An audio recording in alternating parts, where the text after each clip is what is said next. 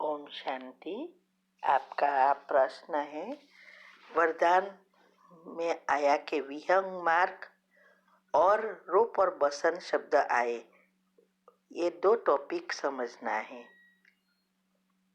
उत्तर है, विहंग मार्ग की सेवा का अर्थ है, आज भी हमने उसमें समझाया, अनलिमिटेड सेवा, जिसमें कोई हद नहीं, कोई मेरा मेरा नहीं, सब बाबा का और यज्ञ का, ये भावना।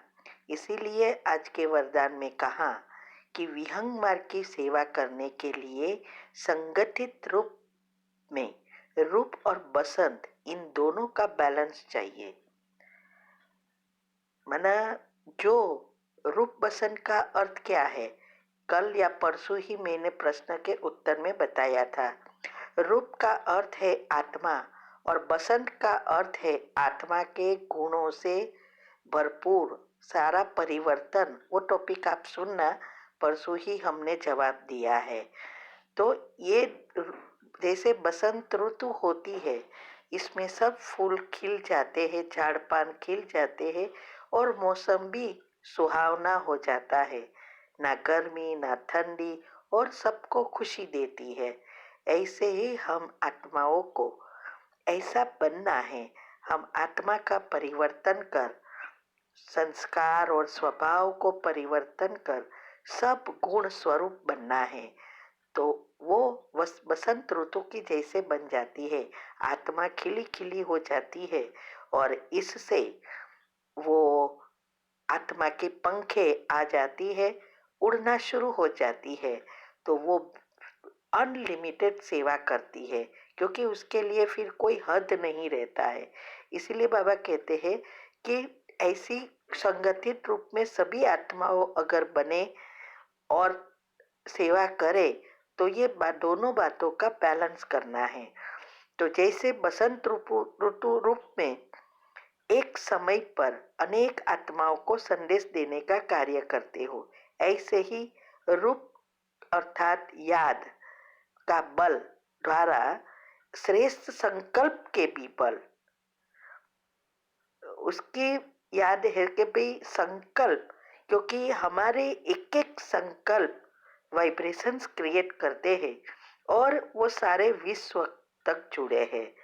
जो निमित्त आत्माएं हैं, माना जो बाबा के बच्चे बनते हैं, उसके वाइब्रेशंस जैसे जैसे पॉजिटिव बनते जाते हैं, ओरा विश्व के साथ जुड़ता जाता है। तो जब हम परमात्मा से कनेक्ट हो जाते हैं, तब हम सारे विश्व को सकाश देते हैं नेचुरली। तो स्व परिवर्तन करना बहुत आवश्यक है। इसीलिए जो भी संकल्प हम करें तो हमारे विश्व कल्याण के लिए ही हो, ऐसे श्रेष्ठ संकल्पधारी बनना है। तो इसके लिए ही जितना हम बाबा की याद में रहेंगे, उतना हम ये स्टेज तक पहुंच सकेंगे। और इसकी विधि हमने बताई है कि कैसे चार अवस्था जो हमारी है, उसमें पहली अवस्था बहुत महत्व की है। ये जितनी पावरफुल होगी, उतनी हम बीज रूप में भी टिक सकेंगे।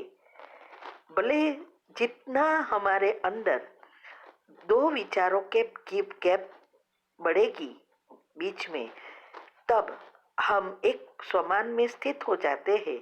जितना लंबा समय उस स्थिति में रहते हैं, तो हम परमात्मा से नेचुरली जुड़े होते हैं और विश्व की सेवा होती है।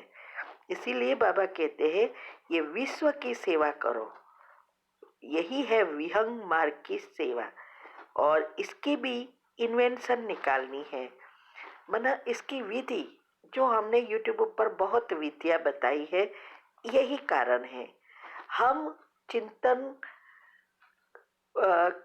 करें, लेकिन जितना हमारे अंदर निरसंकल्प नहीं बनना है, लेकिन शुद्ध संकल्पधारी बनना है और संकल्प विकल्प से मुक्त होना है।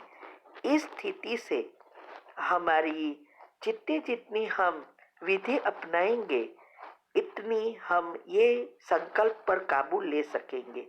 इसलिए बाबा ने कहा कि दृढ़ संकल्प से ही पुराने संस्कार, स्वभाव और पुरानी चाल चलन के ये जो भी तिल व जो यज्ञ में स्वाहा करो, बाबा कहते हैं कि स्थूल यज्ञ में जो तिल डालते हैं ये इसका ही यादगार है कि हमारे सूक्ष्म से सूक्ष्म कर्म संकल्प जो है वो सब व्यर्थ नेगेटिव को स्वाहा करना है। तब हमारे स्वभाव संस्कार बदलेंगे और ये सब जुड़े हैं हमारे चक्रों से। हमारा चक्र खुलते खुलते अनाहत तक पहुंचता है, तब सब कुछ बैलेंस होता जाता है और सुषुम्ना नाड़ी एक्टिव हो जाती है। हमारे संस्कार परिवर्तन कर सकते हैं, जिसको बाबा ने साक्षी अवस्था की है। जब हम साक्षी अवस्था में प्राप्त रहते हैं तो हमारे संस्कार परिवर्तन कर सकते हैं। तो इसीलिए बाबा कहते हैं कि सब कुछ हमें अभी विश्व परिवर्तन के कार्य में या यज्ञ में डालकर, आहुतियां डालकर इस यज्ञ को अभी समाप्त करना है। वो स्थूल चीजें नहीं, वो स्थूल चीजों का भी रहस्य है, वो सूक्ष्म सब चीजें हमें स्वाहा करनी है। ठीक है। ओम शांति। आपका प्रश्न यह है, स्लोगन भी आज का समझना है। बालक और मालिकपन के बैलेंस से प्लेन को प्रैक्टिकल में लाओ। उत्तर है, बालक बनना अर्थात जैसे छोटे बच्चे होते हैं तो कभी आर्ग्यूमेंट नहीं करते, ऐसे ही हमें भी इस यज्ञ में, सेवा में बहुत कुछ होता है, आगे बढ़ने में भी बहुत कुछ आता है पेपर। तो उस कब उस समय शांत चुप रहना है, बालक बन जाना है। भले हम राइट है तो भी हमें चुप रहना है और फिर जहाँ हमें एडवाइस देने योग्य है तो देनी है। तो जो बालक बनते हैं वही भविष्य में राजा बन सकते हैं। तो मालिक बनना है बालक, और साथ साथ मालिकपन का भी नशा चाहिए। तो अभी जो बाबा के बच्चे बनते हैं और वो प्रैक्टिकल में जब बालक बनते हैं तो मालिकपन का, कि हम कौन विश्व के मालिक है, ये नशा रहता है। तो हर एक प्लेन हमारी सफलता आ जाएगी, बना प्लेन में सफलता मिलेगी। ठीक है। ओम शांति। कि जैसे सेवा में धन से हम सब कुछ बेचते हैं तो हमको कैसे मालूम पड़ेगा कि आपके पास पहुंचता है? उत्तर है, देखो, ये नई सेंटर बनाने की सेवा है जो बाबा हमेशा कहता है कि सेंटर बनाओ जिसमें बहुत आत्माएं आए, उसका कल्याण होता है। तो हमारे ये सबसे बड़ा पुण्य का काम होता है। तो ये सेंटर बनाने के लिए हमने ग्रुप खोले हैं जिसमें धन सेवा जाती है। वो पैसा हमारे पास नहीं आता, बहनों के पास जाता है और वो बहन सब कुछ कंफर्म करती है कि मिला के नहीं मिला। उसकी प्रोसीजर है, आप ग्रुप में चेक करेंगे तो समझ में आ जाएगा कि कैसे पता चलता है। ठीक है। ओम शांति।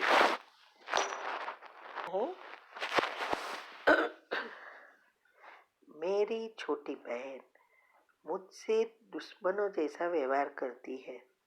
मैं उसको हमेशा सकाश देती हूँ, दिल से उसके लिए दुआ मांगती हूँ, लेकिन वो मुझे ही अब्यूज करती है।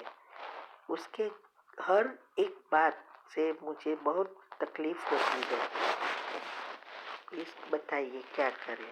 उत्तर है, देखो, इस आत्मा के साथ आपके कड़े से कड़े हिसाब है, वो बहन के रूप में आई है और आपको एहसास करा रही है।